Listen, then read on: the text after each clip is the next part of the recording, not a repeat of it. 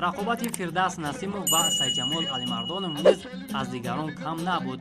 маҳз дар гӯштини ҳамин ду ҷуфт усулҳои зебои гӯштини суннатӣ нишон дода шуд ва ҳамзамон мухлисон шоҳиди рақобати арзанда шуданд.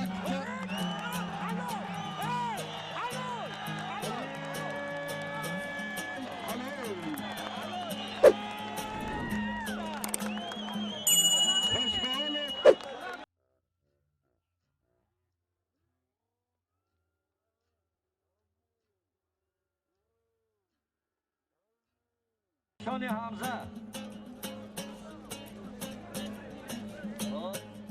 نگاه کنید داغه رو با دقت باشید.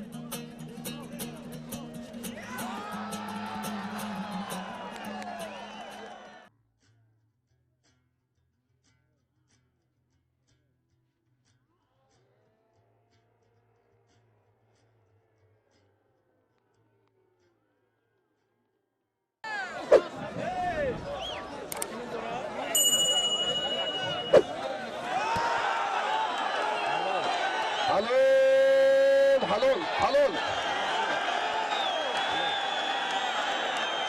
علامه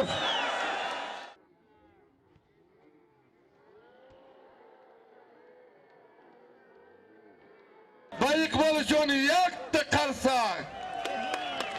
نظرف حق نظر شهری حصار